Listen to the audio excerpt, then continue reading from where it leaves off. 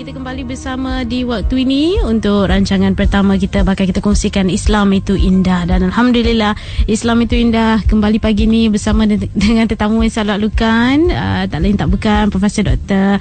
Muhayya Haji Muhammad. Assalamualaikum Prof. Sekali lagi Prof, tak dengar tadi. Assalamualaikum. Waalaikumsalam Mas yang baik hati. Alhamdulillah Prof, sihat ya? Ya, Alhamdulillah, syukur. Alhamdulillah ya. Kita bertemu sekali lagi untuk Islam itu indah. Dan kali ini kita bakal berbicara berkenaan topik selit mata riset minda orang insaf. Kalau minggu lepas kita kongsi tentang melihat diri. Kalau dah lihat-lihat tu insaf lah, insyaAllah ni harap gitulah Prof ya. Mungkin sebagai mukadimah Prof nak kongsikan dulu. Silakan. Assalamualaikum warahmatullahi wabarakatuh kepada Mas yang baik hati dan juga para pendengar yang dirahmati Allah sekalian. Saya pilih topik ini kerana saya rasa selagi kita tidak timbul keinsafan, kita tidak akan berubah. Sebab keinsafan itu timbul daripada jiwa kita dan yang menggerakkan segala amalan kita ialah roh dan minda kita. Dan saya berbual dengan Pian tadi, dia balik daripada Gaza, di mana beliau mengatakan orang di sana bahasa dia tidaklah pernah negatif ke, lagu pun tak ada lagu sedih. Kesian kat saya ni macam mana lah kami ni mangsa kena bom, tak ada mengeluh, tak ada merungut, tak ada. Dia orang sangat kuat. Dan perhatikan ya, bila saya nak guna konsep riset minda ni, dunia dalaman menentukan dunia luaran. Cuba tengok orang di Gaza, walau dunia luar dia kena bom, kena apa, Pian kata dia masih boleh piknik. Kenapa? Sebab orang yang takut kepada Allah tidak takut kepada apa-apa. Tetapi orang yang tidak takut kepada Allah, takut pada banyak perkara. Sebab itu saya setengah negeri tu cek sana, cek sini, mana semuanya teruk kan. Nak pergi airport pun kita teruk pasal terlampau takut kepada benda. Lepas tu kita ni, kalaulah kita hidup dalam sentiasa keinsafan, melihat diri, maka insya-Allah kita akan tenang. Dan di Gaza, walaupun dunia luar dia tak elok, tapi dunia dalaman dia sangat kuat. Dan dunia dalaman itulah dia punya akidah, dia punya ibadah, dia punya akhlak. Dan kita tahu orang di Gaza ini, dia punya, walaupun dia orang kuat, tetapi dia orang tidak kasar. Lain ya, orang yang lemah lembut akhlaknya, tetapi tegas daripada prinsipnya. Ya, jadi balik kepada keinsafan diri. Kenapa saya kata ni, baru-baru ni saya berjumpa 2-3 orang yang mungkin masa muda mereka tidak seperti yang mereka mahu sekarang. Banyak orang yang mungkin dia golongan artis atau pelakon dan sebagainya, bila mereka insaf, kembali pada Allah, mula berhijab, dia orang kata kalaulah dia boleh pusing balik waktu, alangkah menyesalnya. Dan bila mereka menonton filem mereka kata kenapalah bodohnya saya dulu, kenapalah butanya saya dulu. Dan semalam saya berjumpa dengan salah seorang staf yang pernah bekerja di tempat saya tu, lepas 2 tahun berjumpa dia dah berhijab. Kata, ya Allah Prof, kenapalah saya ni bodoh sangat, buta sangat, degil sangat dulu. Lepas saya pakai ni tenangnya jiwa saya. Kenapalah saya? Maknanya, sebab itu kita Mas, dalam hidup kita jangan menghukum orang. Sebab saya rasa manusia ni, hati dia ada buta, ada yang celik. Ada kebutaan dia, kalau dari segi doktor mata, kebutaan paling teruk nampak cahaya saja. Nampak bayang tangan. Ada orang 8 kaki baru nampak orang. Ada orang 60 meter pun dah nampak. Jadi kalau kita orang yang dah nampak 60 meter, Allah izinkan beri hidayah dapat keinsafan awal, mungkin didikan yang baik, maka kita nampak dah ada musuh kat depan tu. Ya, syaitan nak goda kita. Tetapi orang yang buta teruk, buta tegar ni, yang buta mata hati ni, yang dengar tak mengubah ni, mata dia macam doktor mata macam tak nampak langsung. Taruh cahaya terang baru nampak sikit.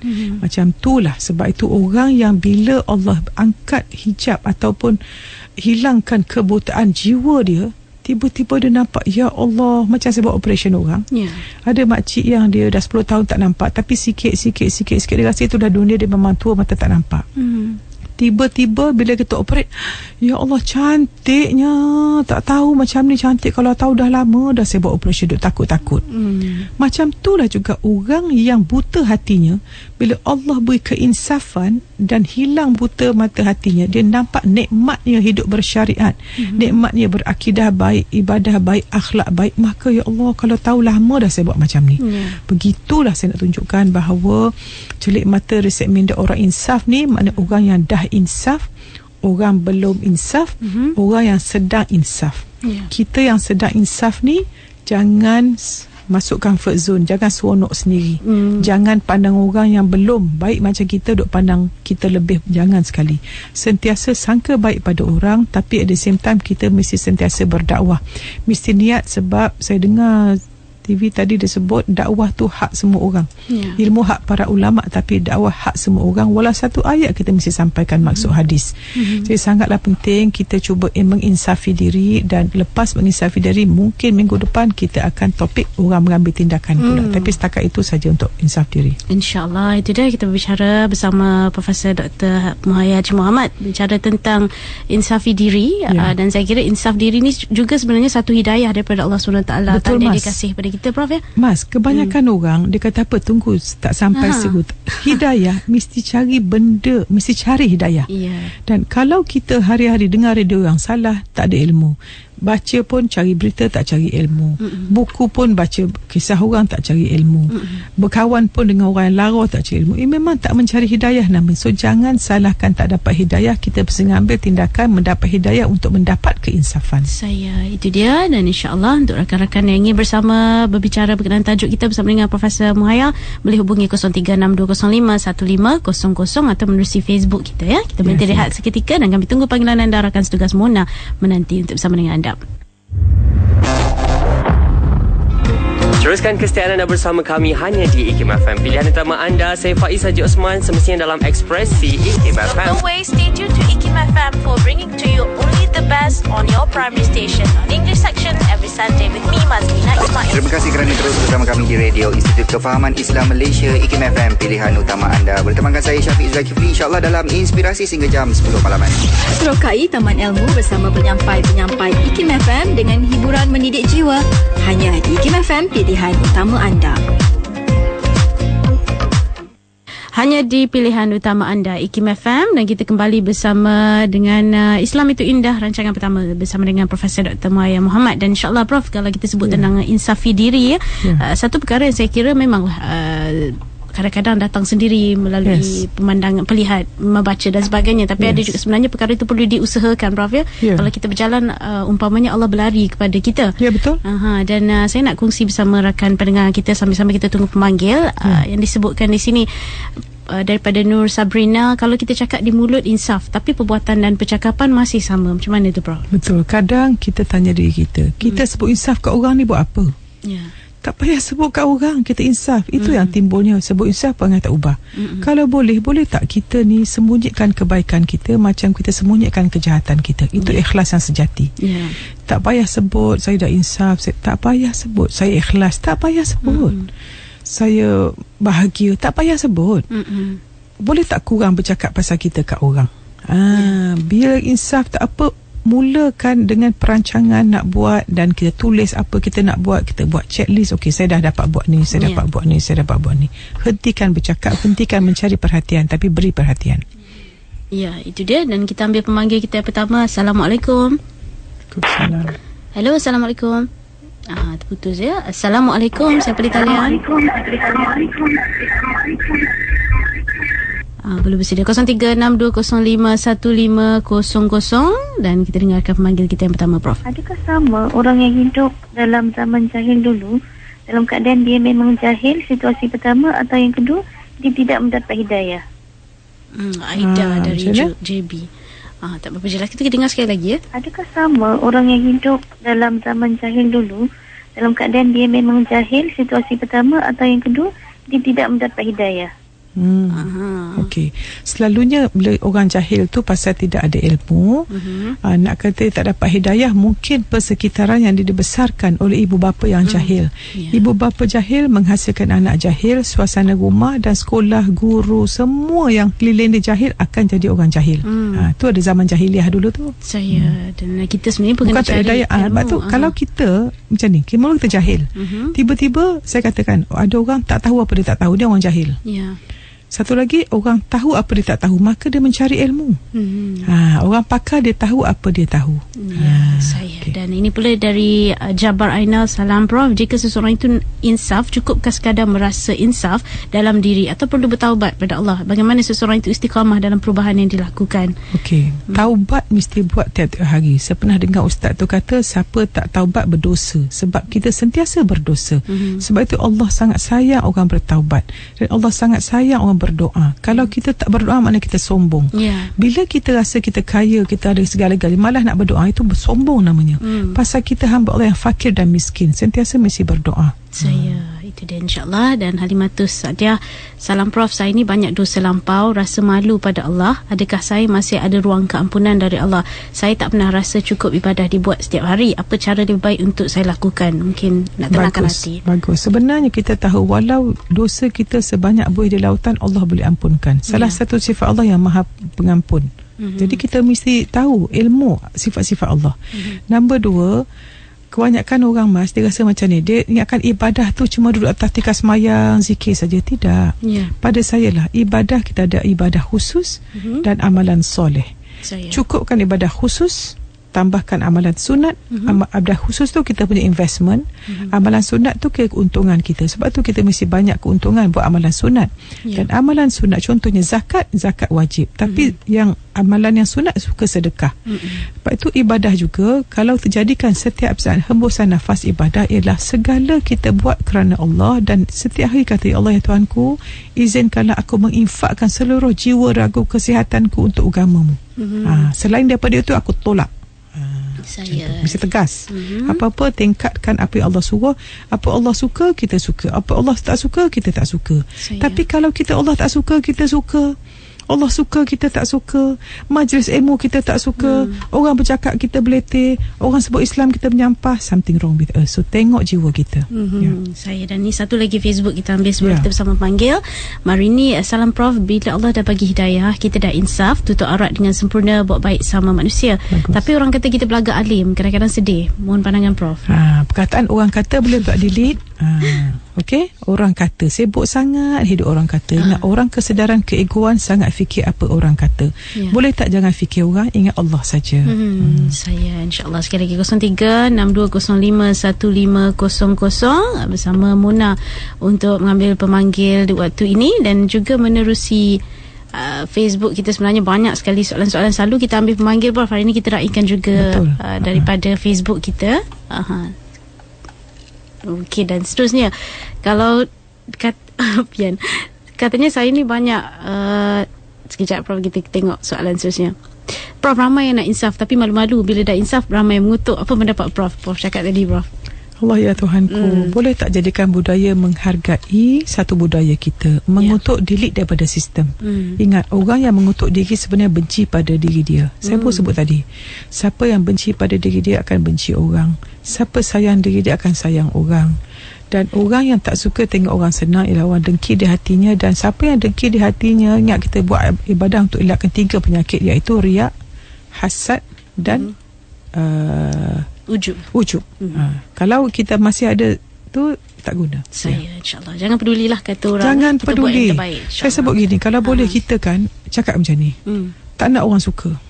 Orang tak suka lagi bagus. Cuba cakap macam tu. Saya. Okay. Dan didik hati kita, bila orang puji tak gembira, bila orang keji tak susah hati. Relax je. Tenang je. Yang penting Allah suka. Dalaman tu kuat. Dalaman, Masya Allah. Kita dengar pemanggil kita dari Putrajaya, Lina. Assalamualaikum Prof. Saya Linda daripada Putrajaya.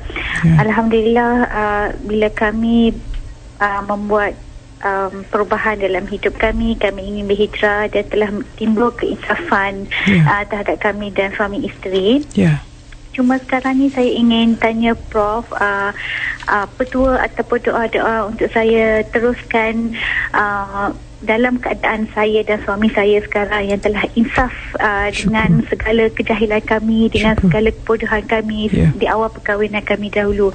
And then macam mana caranya untuk saya menimbulkan keinsafan terhadap suami saya dengan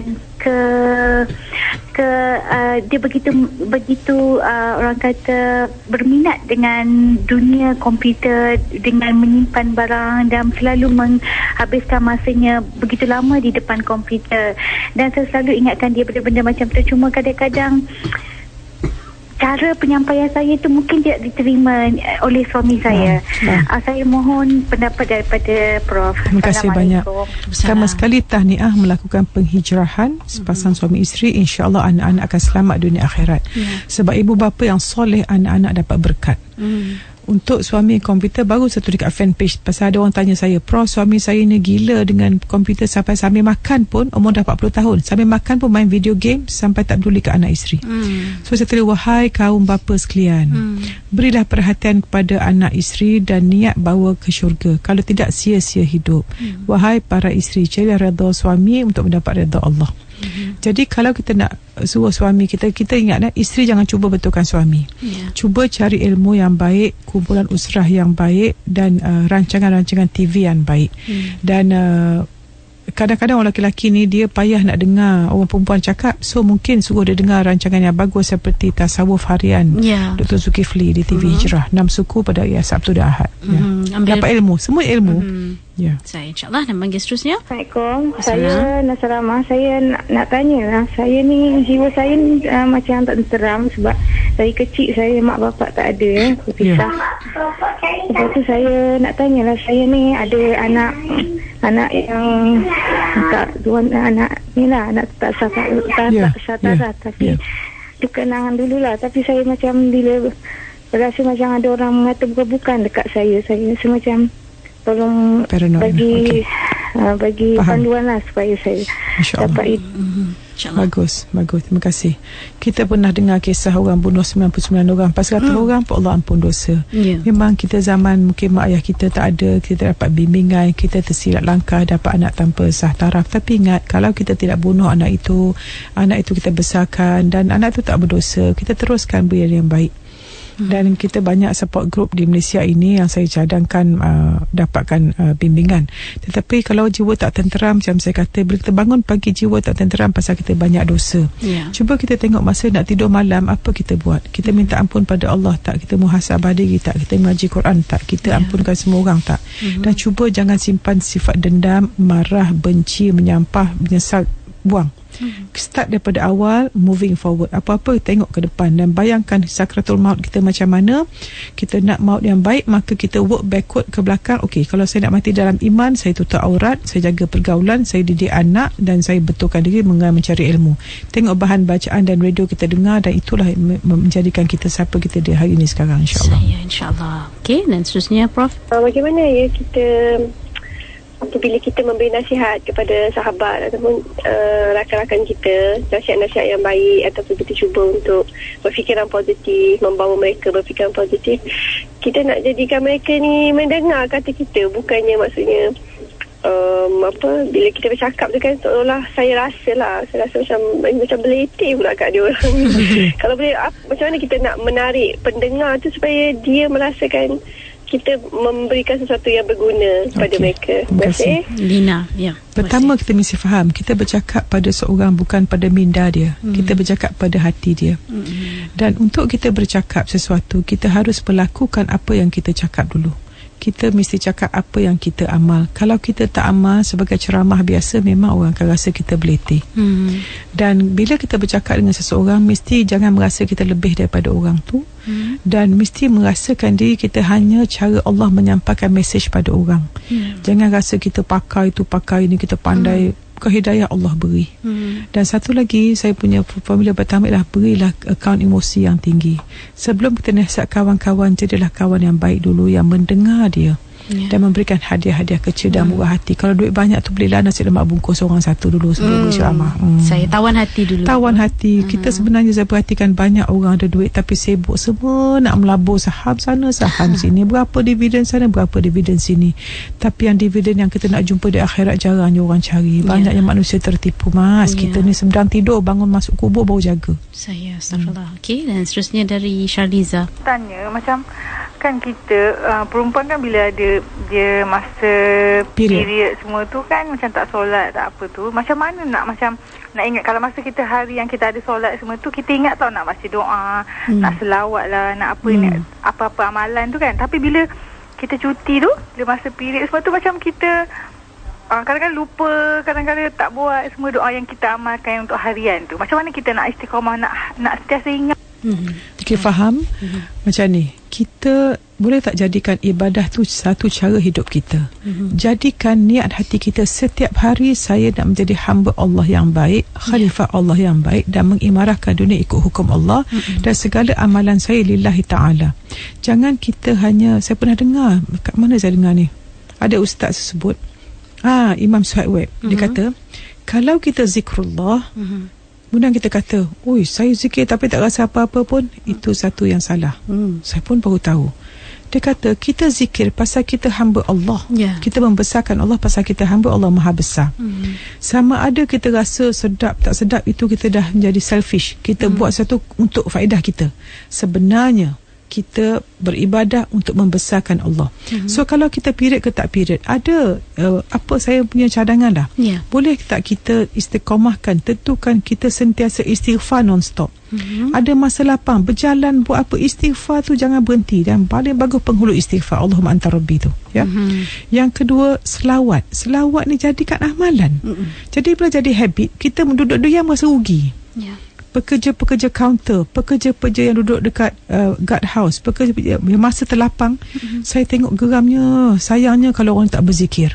Ya, kita operator telefon duduk diam je kan, duduk saja. Jadikan tabiat. Sebab itu ada ulama, dia kata cuba letakkan tasbih di mana-mana kita berada. Bila tasbih, terpegang tasbih, teringat. Tapi kalau kita dah jadi habit, walau apa bro, kita ada lapang, terluang waktu, istighfar.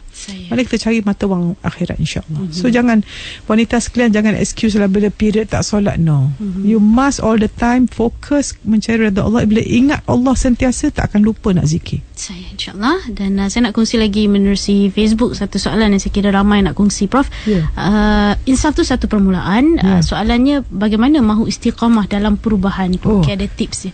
Bagus. Istiqamah ni maknanya kita buat sentiasa, dan istiqamah ni maknanya bila kita buat, kita akan dapat kesan dan kita akan makin baik.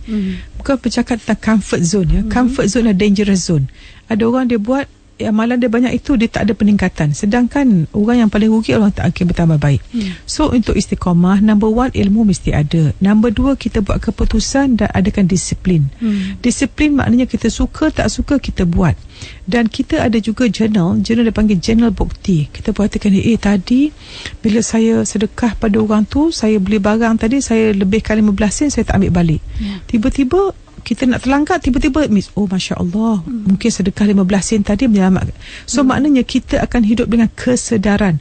Ada orang dia hidup automatik, dia tak sedar dia buat, tak ada fikir. Tak, kita setiap saat mesti dia hidup dengan sedar, bukan tahu saja. So istiqamah tu mesti journal dan ada kawan yang baik dan disiplinkan diri. Kalau boleh saya nak tambah, Prof, ada juga mengatakan kita kalau 3 hari tak mendengar ilmu, hati akan mati. Betul. Mungkin kena maintain jugalah mencari ilmu secara dekat fanpage saya, Mas Dr. Maya, saya kata boleh tak kita mulakan hari setiap pagi 6.30 mula dengan majlis ilmu. Semua TV majlis ilmu.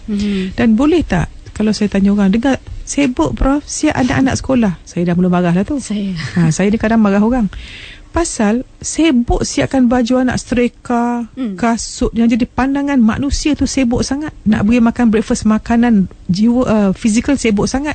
Dia nak beli minuman bagus semua untuk, tapi makanan rohani, makanan jiwa yang nak didik akhlak tu kenapa tak boleh buat? Kenapa tak boleh pasang TV kuat-kuat sambil anak tu mandi, sambil saling je pasang majlis ilmu, malaikat bersama ada. Lepas tu bayang satu keluarga ni, satu dengar majlis ilmu, satu tak dengar. 15 tahun siapa menangis menyesal telefon laki anak bermasalah? Cuba fikir. Cuba orang bermasalah sekarang, cuba kenang masa anak-anak kita umur 3-4 tahun, 10 tahun, kita pasang tak majlis ilmu? Siapa bermasalah sekarang? Saya rasa tak ada orang yang dengar masa tu. InsyaAllah. Apa pun belum terlambat untuk insafi diri. Betul. Ya, kita dengar pemanggil kita seterusnya, Ramli dari Perak. Saya nak bertanya. Kalau Prof selalu bercakap mengenai, kalau orang bertanya ni, tak suka orang bertanya. Dan tak suka bermasalah lah. Bila orang tanya tu masalah. Taman jiwa sendiri tu menunjukkan masalah. Jadi macam mana nak kontrol supaya tak ada semua tu, Prof? Terima kasih. Assalamualaikum. Salam. Dia kata apa? Sebab kita orang tanya masalah. Betul, bila saya ceramah, saya kata bila saya ceramah orang tak berani nak tanya masalah. Sebab prinsip saya macam ni. Kalau kita setakat menyelesaikan masalah, kita tahap yang rendah. Orang yang bijak dia mencegah masalah. Dan kita tahu kita punya masalah pasal kalau kita masalah dengan manusia, maknanya apa? Masalah dengan Allah. Siapa tidak menjaga hubungan dengan Allah, dia tidak akan rosak hubungan dengan manusia. Siapa tidak menjaga Allah, macam mana Allah nak jaga dia dengan baik? Jadi tu saya kata, bila riset minda, betulkan diri, betulkan akidah, betulkan ibadah, betulkan akhlak. Jadi siapa ada masalah, jangan lihat anak, jangan lihat suami, lihat diri betul. Berapa kali kita ni satu hari lepas solat duduk diam, betul ke aku buat ni? Orang yang bijak sentiasa menyoal diri dia, sentiasa bercakap pada diri dia, betul ke saya ni, ke saya sedang ditipu, dibualin oleh syaitan? Orang semua sanjung, orang semua puji, orang semua kata bagus. Anak kita yang ada pangkat ni, tak ada orang tegur, duduk syok sendiri, tiba-tiba mati menyesal. Na'udzubillah. Lihat diri. Okey, kita terus pada manggil seterusnya. Saya nak bertanya satu soalan. Adakah seseorang yang telah bertaubat dan tak akan mengulangi kesalahan lalu, apabila seseorang itu telah berkahwin dan melahirkan anak, adakah anaknya itu akan mewarisi perangainya yang dahulu? Allah, saya tak tahu nak jawab lah. Saya pun bukan orang alim sangat, ya. Saya rasa macam ni, kalau kita sudah bertaubat, insya-Allah Allah dah hapuskan dosa kita. Dan bila kita dah berkahwin tu, insya-Allah kita sudah orang yang berbeza, orang yang sedekat pada Allah. Apa kata kita husnuzan pada Allah, dan yakin anak kita akan jadi baik. Dan jangan ulangi masalah kita dulu, ya. Apapun hidup ni ujian banyak, betul, Prof. Balasan hanya di akhirat. Saya insya-Allah. Dan terusnya saya nak bertanya, Prof. Saya mempunyai seorang adik yang telah melahirkan anak wanita. Saya itu adalah kisah silam dia lah. Tapi saya rasa keluarga memberi support yang amat baik kepada dia. Masalahnya sekarang saya yang pula yang agak macam bukan tidak meninggalkan dia, macam tak nak baik lah dengan dia, sebab saya rasa macam apa, dia dah membuatkan mak saya susah apa semua. Tapi saya cuba redha lah. Jadi saya nak minta nasihat Prof, macam mana kita nak berhadapan dengan masalah ini dan kita membina kembali kehidupan adik kita yang telah hancur lah. Terima kasih, Prof. Terima kasih. Yang pertama ialah sesuatu masalah bergantung kepada cara kita melihat masalah itu dan evaluasi kita. Sebenarnya kehidupan kita bergantung pada sistem nilai, sistem kepercayaan dan cara kita mengevaluasi sesuatu peristiwa. Kalau minta maaf puan, ya, kalau kita rasa kita ni baik sangat, tiba-tiba adik kita tak baik, maka bila kita pandang rendah dengan dia tanpa kasih sayang, tak pandangkan kita masa kecil dulu pernah sama-sama main kat mana, makan nasi sama, menyusu pada ibu yang sama, kita tak kenang masa dulu, maka mulalah kita akan hukum seseorang. Siapakah kita untuk menghukum seseorang? Hanya Allah yang menghukum manusia. Dan kalau kita nak marah adik kita pasal dia menyusahkan ibu kita, boleh tak kita ghostan balik, nak betulkan suasana? Tak boleh. Benda tu dah lepas. Yang kita boleh buat sekarang ialah gunakan, macam saya kata, 3 amalan. Bilakah waktu paling penting? Sekarang. Siapakah orang paling penting? Orang di depan kita. Apakah amalan paling penting? Buat baik.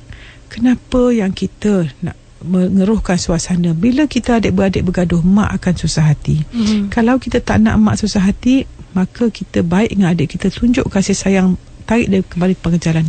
Kita tak tahu, mungkin dia mati lebih husnul khatimah pada kita. Saya insyaAllah. Dan seterusnya, Prof, saya nak tanya mengenai banyak ayat-ayat dalam surah Yasin yang menyebut tentang syaitan tu ialah musuh yang terang dan nyata. Jadi minta tolong Prof terangkan konsep dengan syaitan tu dengan perangai kita manusia. Baik, Cik Damal. Terima kasih. Salam. Saya mesti jujur dengan ilmu saya. Baru ni orang tu Facebook tulis kat saya, Prof banyak beri ceramah, semua banyak gunakan akal. Alangkah baiknya masukkan Quran dan hadis, jadi supaya lebih berkat. Jadi saya ni dengan ilmu yang sangat cetek dan hanya pengalaman sebagai orang wanita 50-an ni. Itu saja yang pandai cakap. Jadi bab ayat Quran nak beri tafsir makna tak pandai. Tetapi yang saya faham ialah syaitan ni ada nampak dan tak nampak. Yang tak nampak syaitan yang dalam seluruh darah kita yang sentiasa membisik-bisik pada kita bila seorang-seorang. Dan yang kedua, syaitan nampak kawan-kawan yang jahat. Dan juga dalam Malaysia, dalam dunia sekarang, alam internet yang benda-benda tak elok tu syaitan semula. Kita banyak musuh Islam sebenarnya. Jadi dan kita dengar pemagi kita seterusnya. Kita macam seorang isteri yang telah bersuami itu, dia akan merasa berdosa kan kalau dia ada perasaan kepada lelaki lain kan. Saya sebenarnya dah insaf dah. Sebenarnya seorang yang kuat beribadat, buat perkara sunat, amalan sunat, puasa-puasa sunat, semua saya buat lah. Syukur. Tapi saya di samping saya mengingati Allah, artinya saya sentiasa mengingati Allah. Tapi perasaan saya ni, saya tak boleh nak lupakan lah pasal saya ada kenalan dengan seorang lelaki kan. Tapi itulah, di samping saya ingatkan Allah, tapi perasaan saya ni tak boleh. Saya nak lupakan lelaki tu. Jadi macam mana tu? Mana puan sudah punya suami tapi suka pada suami orang lain, suka pada lelaki lain, tak suami orang tidak. Dan puan sudah secara disiplin. Inilah puan, kadang kita manusia ni cubaan godaan syaitan ni, ada orang syaitan ni dia sangat tahu kelemahan kita. Dia tahu lemah kat mana, dia pandai masuk. Dan saya pernah dengar Ustaz Guru tu kata, syaitan ni dia punya jaga hati kita macam orang jaga lembu dekat lembu dekat padang. Supaya jangan makan rumput yang salah. Timbul je baik, pum dia ketuk. Timbul lintasan nak baik, dia lawan macam tu. Jaga je syaitan supaya jangan ingat Allah. Jadi bila mungkin kelemahan puan pada lelaki ni, dia akan goda. Pasal lagi kuat lekan goda. So macam ni lah puan, senang pada saya semua atas masalah ingat mati. Apa kata puan ambil gambar puan pakai telekung macam jenazah. So ambil gambar pakai handphone tu macam jenazah. Satu puan senyum, satu puan muka berkerut macam tengok gambar tu. Setiap kali kita nak lupa pada suami, ingat suami orang, tengok jenazah mana aku ni. Dan sentiasa neraka dan syurga tu sebutlah. Dan apa kata, cuba komunikasi dengan suami, cakap dengan suami. Kita fikir macam mana dulu kita boleh kahwin dengan suami sayang dan suka orang lain. Tentu mungkin ada kegersangan pada suami kita. So cuba komunikasi dan bina rumah tangga yang baik dengan suami. Wallahualam. Ya, insyaAllah ya. Dan kita dengar pemanggil dari Seremban Siti. Assalamualaikum Prof. Assalamualaikum. Saya harap dapat ke udara. Saya ada seorang kawan ada masalah rumah tangga. Lepas tu dia ajak saya pergi rumah ustaz. Dia kata nak tengokkan suami dia ni macam mana kan. Saya dah nasihatkan dia, mengadulah pada Allah. Buat apa yang adalah saya bagi zikir-zikir ke apa ke. Tapi saya dah nasihatkan dia macam-macam. Dia cakap dia nak pergi juga. Dia nak ajak saya pula tu. Adakah saya ni kalau saya pergi, saya berkemahat dengan dia ke macam mana? Terima kasih. Assalamualaikum. Dia kata dia nak pergi ustaz. Tak tahu, kalau nak pergi tenung nasib memang syirik. Tetapi kalau dia nak suruh minta doa, saya rasa okey. Dan kalau macam ni lah, saya dengar lagi tadi kat ceramah tu, dia kata orang yang betul-betul mukmin, dia akan hanya mengadu pada Allah. Sebab itu kadang-kadang di fanpage saya, mas takut saya tengok tu soalan, Prof tolong saya. Hanya Prof boleh tolong saya. Ya Allah, na'udzubillah, takut minta maaf sangat ya. Kepada semua yang boleh mesej, ingat, tidak ada manusia yang boleh mengatasi masalah kita. Hanya Allah, dengan pertolongan Allah, dan bergantunglah hanya pada Allah.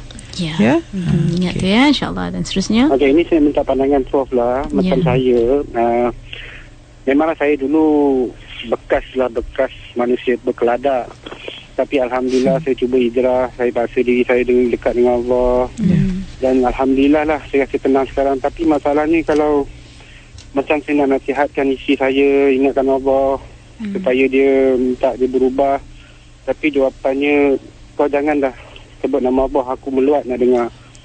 So, macam mana saya nak buat nasihatkan isteri saya? Sampai sekarang dia dah keluar rumah, Lepas tu macam contoh macam anak-anak sampai dia menuduh saya sisihkan anak. Sebab time cuti saya jaga anak, saya amalkan doa-doa sebelum tidur, buat susu anak apa semua. Tiba balik pada dia ingatkan ayah dia. Lepas tu dia tuduh saya sihirkan anak sebab ingatkan dia. Macam mana saya hadapi masalah ni? Yang minta apa beri pandangan lah. Terima kasih, tahniah pada Tuhan. Allah beri hidayah ya. Hidayah satu benda yang tak ternilai. Saya pernah dengar Tok Guru kata, kita ni kalau Allah beri hati suka buat baik, berapa bilion pun tak sama. Cuba tengok, kita tengok media kita, tengok drama TV, tengok apa sekeliling kita. Kenapa setengah orang tu siap buat jahat aja, dia rasa baik pula tu. Ada orang buat sikit dia rasa takut. Tu syukur pada Allah. Jadi untuk mengatasi suami macam isteri macam ni tuan mesti ingat, kita jadi jahat makan masa lama kan. Macam tu juga nak jadi baik, beri peluang pada isteri, sangka baik pada dia dan teruskan berdoa, dan jangan sekali-kali kasar pada dia, beri kasih sayang. Sebab ingat, sebelum kita menjenak hati, nasihat mesti menjenak hati orang dulu ya. Dan ada orang tanya kat fanpage saya, Prof, saya dengan suami dengan anak tak ada masalah dengan anak saya, tetapi anak saya ni tak balik-balik rumah dengan kawan dia je, SMS pun dia block, macam-macam lah. Saya jawab apa? Cuba lihat diri anda degil dengan Allah atau tidak, anda jauh dengan Allah atau tidak. Pasal saya pernah dengar orang tu kata dia tak bayar zakat, tiba-tiba dia bayar zakat, tiba-tiba anak dia yang nakal tu jadi baik. Sebab tu bila kita punya hak dengan Allah tak jaga, urusan dunia kita akan tak settle. Betulkan dengan hak Allah. Kena tengok balik ya. Dan insyaAllah seterusnya, macam mana kalau perempuan yang ada suami dia bersulit dengan lelaki lain, sedangkan suami dia tak tahu. Itu yang soalan saya. Itu dia. Allah. Yalah, saya minta ampun sajalah, minta ampun, dan kalau boleh kita doa pada Allah supaya kita suka apa yang Allah suka dan tak suka pada Allah tak suka. Dan kalau dia nak lupakan lelaki itu, cuba tengok lelaki itu, bayangkan macam syaitan bertanduk dan ada neraka depan dia. Bayangkan, ingat muka lelaki, ingat syaitan, lama-lama hilang. InsyaAllah. Dan seterusnya, soalan saya ni mengalami masalah gangguan, jadi saya sering lupa, jadi sehingga saya jadi was-was.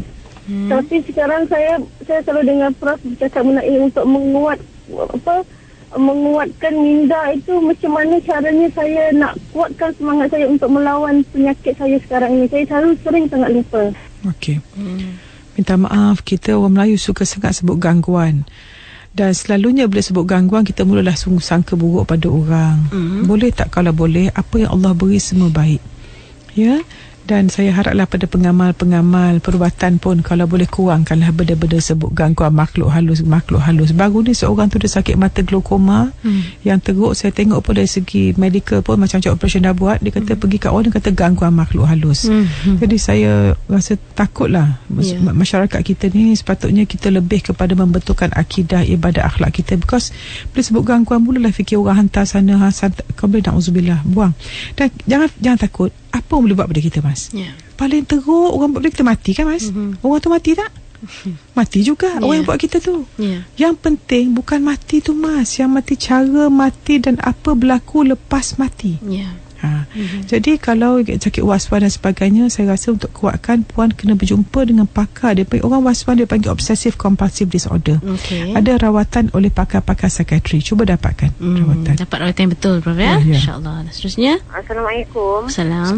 Saya nak tanya macam mana saya nak meningkatkan kualiti diri saya untuk mendidik anak-anak, dan sedangkan saya kurang mendapat sokongan daripada pihak suami lah. Sedangkan dalam cuti sekolah yang baru-baru ini, saya telah bawa anak saya ke masjid. Tapi sebaliknya saya dimarah dan dipukul lah. Dengan alasannya dia tinggal seorang diri di rumah. Makan minumnya ambil sendiri.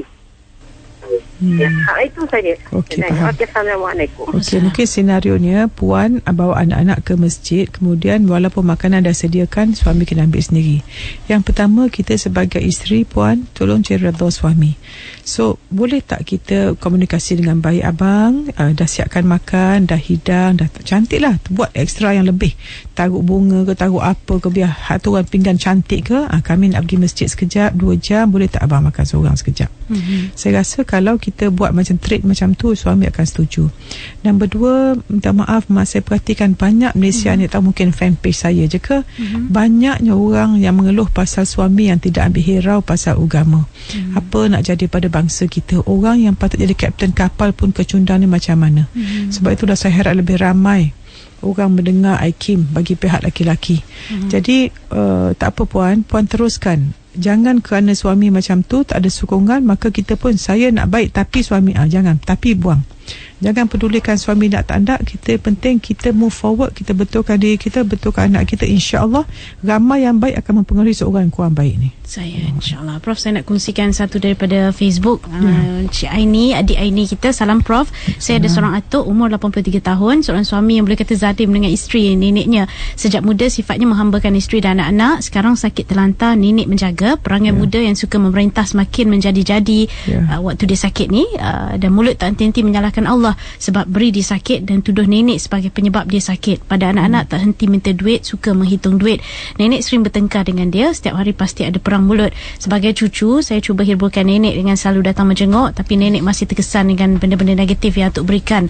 Nenek selalu kata habis pahala nenek atuk ambil, sebab tiap-tiap hari atuk provoke dia untuk dahaka pada suami. Dia tak bagi peluang langsung nenek beribadat dan solat, kerana atuk pasti akan memerintah setiap kali nenek cuba solat dan berehat atau bersolat. Atuk pasti akan memerintah dan nenek akan bertengkar. Bagaimana nak nasihat nenek tu Prof, supaya sentiasa positif dan sabar dalam kesabarannya menjaga suami yang berperangai begitu? Okay, pertama saya cadangkan beri ilmu pada nenek, bukan nasihat dia tapi beri ilmu. Saya cadangkan pergi IKIM FM Gallery Audio, download semua ceramah yang baik-baik.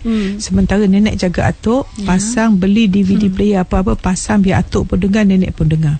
Pada saya terapi terbaik. Banyak baru ni orang tu dia download daripada IKIM, dia masuk CD bagi kawan dia. So kawan dia berubah dengan CD, tak payah kita nak ceramah. Kita ni bukan tahu pun, kita bukan baik sangat nak ceramah kat orang pun. Cuba dengar para ulama yang bagus-bagus kat IKIM ni ceramah. Tu saja nasihat saya. Dan bagi iktibar pada kita para pendengar sekalian, siapa yang belum sampai umur 83 tahun, siapa belum kena stroke, tolong ubah perangai, tolong insaf diri, tolong bangun sebelum kita bangun di kubur nanti. Saidina Ali mengatakan manusia semua tidur, masuk kubur baru bangun. Apa kata kita bangun sebelum kita bangun di kubur nanti? Bangun daripada kebangkitan tidur yang lena ini.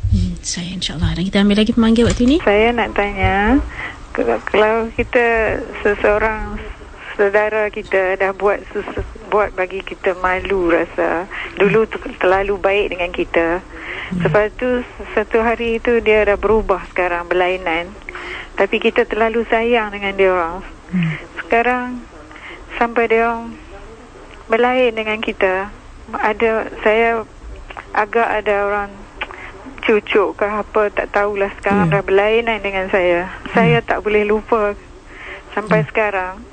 Walaupun saya beramal ibadat banyak, tapi masih teringat selalu, menangis kadang-kadang. Berubah betul. Apa pendapat Prof? Adakah saya nak tanya apa sebab, ataupun diam saja buat baik dan biasa? Terima kasih. Terima kasih. Dia bergantung pada jenis manusia itu yang berhadapan tu. Katakanlah dia ni seorang yang boleh bercakap, kita komunikasi dan tanya dengan baik. Tetapi saya nak berilah obat kepada semua jiwa. Kemaafan. Kita amalkan 5 perkara. Yang pertama, kasih sayang tanpa syarat. Sayang semua orang. Orang tak baik kita pun kita sayang. Yang kedua, kemaafan. Beri kemaafan. Saya panggil spiritual detox. Okay, pembersihan jiwa ialah memaafkan. Yang ketiga ialah murah hati. Jangan kedekut, jangan bersaing, tapi beri kerjasama. Yang keempat, mesti jaga hubungan dengan Allah. Kabel paling besar Allah Subhanahu Wa Taala. Dan yang kelima, insya-Allah kita mencapai tahap ketenangan abadi.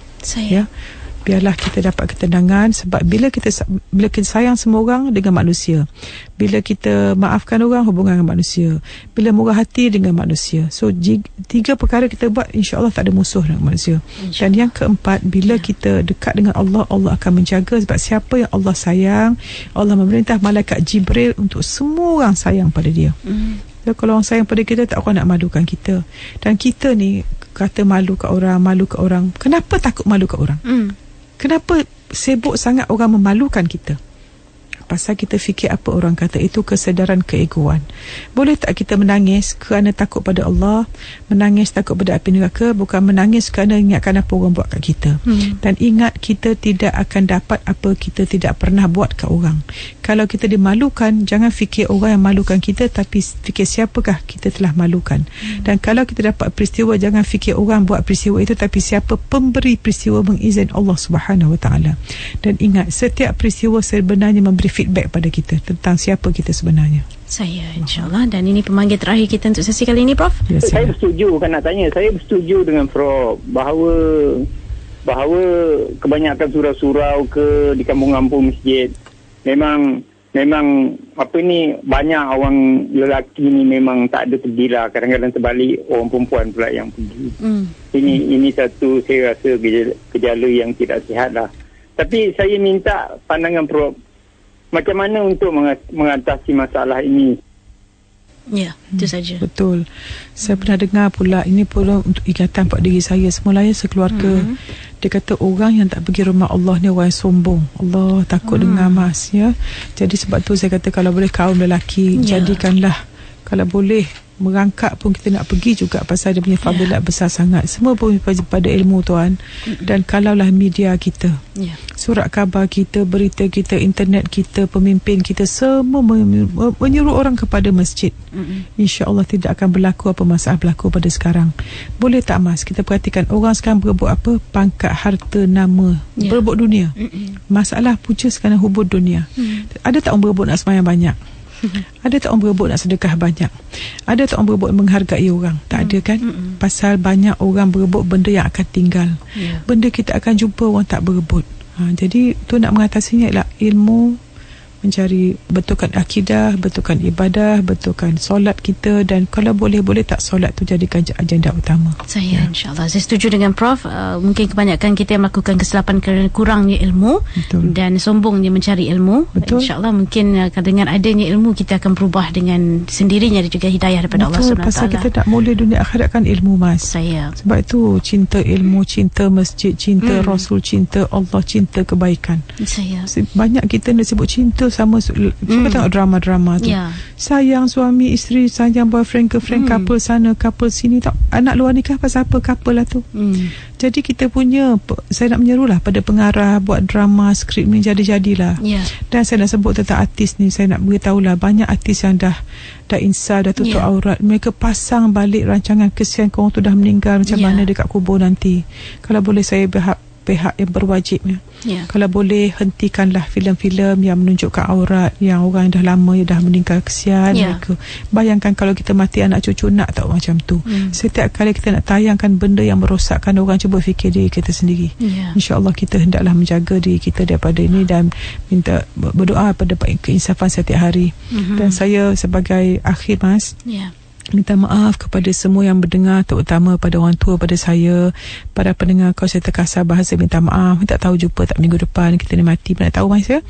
Dan juga pada para ustazah yang lebih berilmu daripada saya reda menerima teguran. Kalau boleh kita setiap hari mencari keinsafan dan membuat perubahan, insya-Allah. Pada mas yang baik hati dan para pendengar sekalian, terima kasih. Assalamualaikum. Waalaikumsalam warahmatullahi wabarakatuh. Itu dia kata-kata hikmah untuk sesi kali ini daripada Profesor Dr. Muhayya Haji Muhammad. InsyaAllah kita doakan semuanya menjadi bertambah lebih baik selepas ini Prof, dan ucapan terima kasih. Sampai kita bertemu lagi insya-Allah. Ya, terus bersama di IKIM FM, pilihan utama anda.